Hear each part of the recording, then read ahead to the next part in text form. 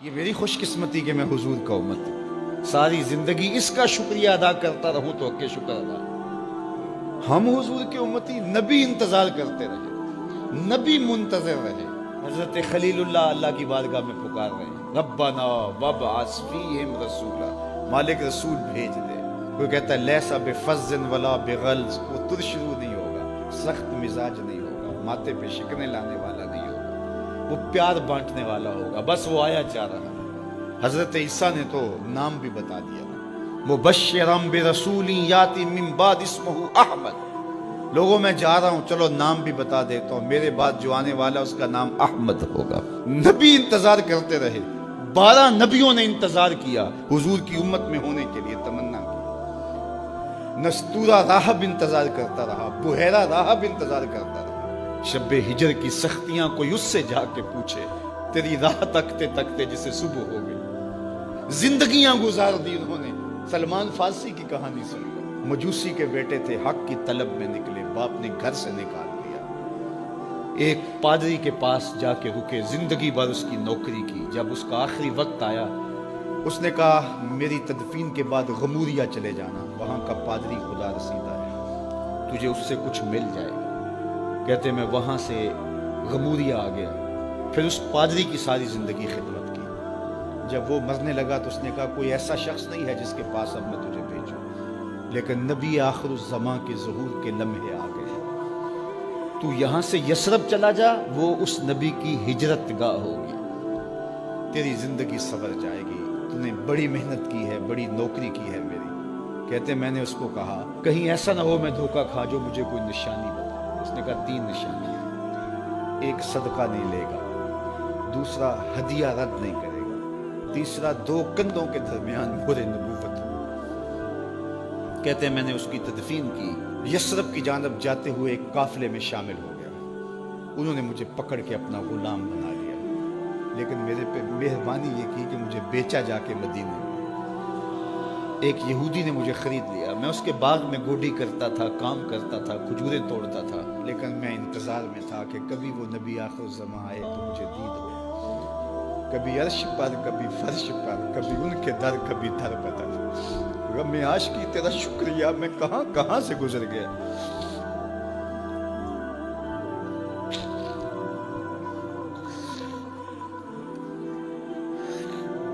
کہتے ہیں ایک دن میں اپنے باغ میں کھجوریں توڑ رہا تھا کہ ہواؤں میں مستی پیدا ہو گئی، اور ہر سمت سے طلع البدر علینا کی صدائیں گونجنے لگی۔ میں سمجھ گیا کہ وہ لمحے آ گئے، میں نے چھلانگ لگا دی اور دوڑ پڑا۔ میرے آقا نے سمجھا شاید غلام بھاگ گیا، اس نے دوڑ کے مجھے پکڑ لیا۔ میں نے اس کو کہا کہ میں نوکر تیرا ہی ہوں، لیکن دل نوکر کسی اور کا ہے، میں بھاگوں گا نہیں، مجھے جانے دے۔ میں کچھ کھجوریں لے گیا تھا صدقے کی نیت سے، جا کے حضور کو پیش کی۔ آقا کریم نے فرمایا ہم نبی صدقہ نہیں لیتے۔ کہتے ہیں نشانی ایک پوری ہوگی، کہتے ہیں کہ میں کچھ دنوں کے بعد اور کھجوریں لے گیا، اور میری نیت ہدیہ کی تھی، میں نے پیش کی، حضور نے قبول فرما لی۔ لیکن میں بھی کہتا تھا تیسری نشانی بھی پوری ہو لے تو پھر مانوں گا، اور وہ کیا تھی؟ 2 کندھوں کے درمیان مہر نبوت۔ کہتے ہیں ایک دن حضور میرے باغ میں آئے، اور آقا کریم نے اپنے مبارک کندھے پہ چادر رکھی ہوئی تھی، اور چادر کی اوٹ میں مہر نبوت چھپی ہوئی تھی، اور میں پیچھے ہو کے دیکھتا تھا، اور میری آرزو یہ تھی کہ کوئی تیز جھونکا ہوا کا آئے اور چادر ہٹ جائے اور میں مہر نبوت کی زیارت کر لوں۔ حضور میرے ارادہ قلب سے آگاہ ہوئے، فَأَلْقَى إِلَيَّ رِدَاءَهُ، حضور نے چادر اتار کے میری جانب پھینکی، اور پھر ایسے رخ کر کے فرمایا انظر الی ما امرت بہ، اس پادری نے جو بتایا تھا دیکھ لے آ کے۔ تو کہا میں نے دیکھا کہ حضور کے کندھوں کے درمیان۔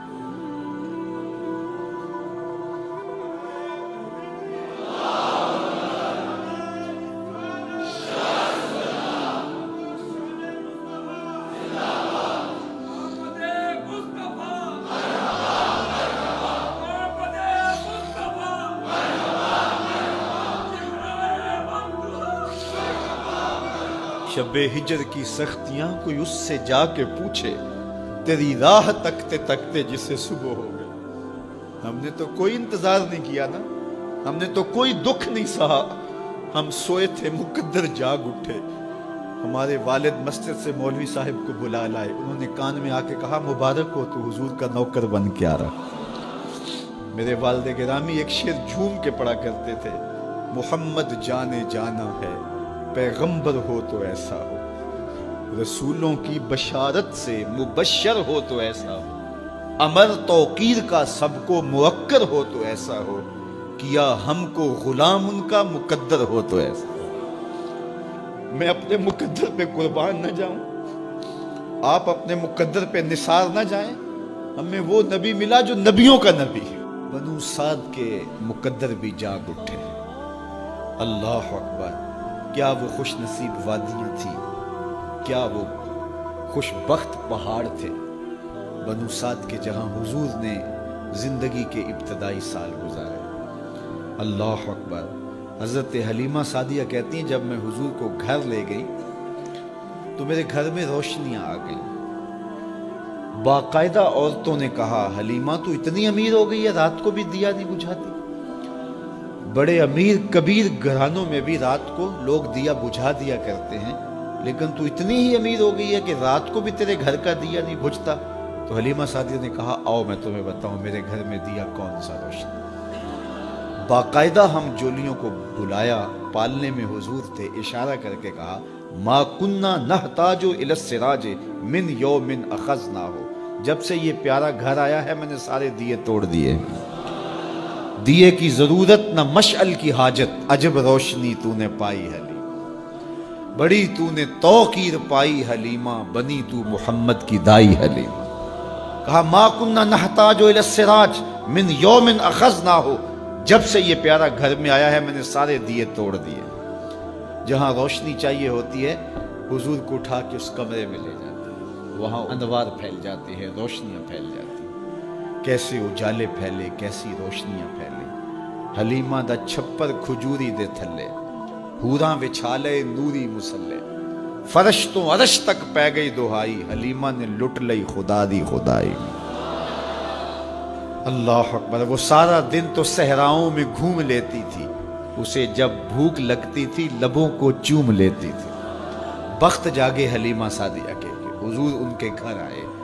اللہ اکبر۔ جدھر سے گزرتے گئے نور پھیلتا گیا، انوار پھیلتے گئے۔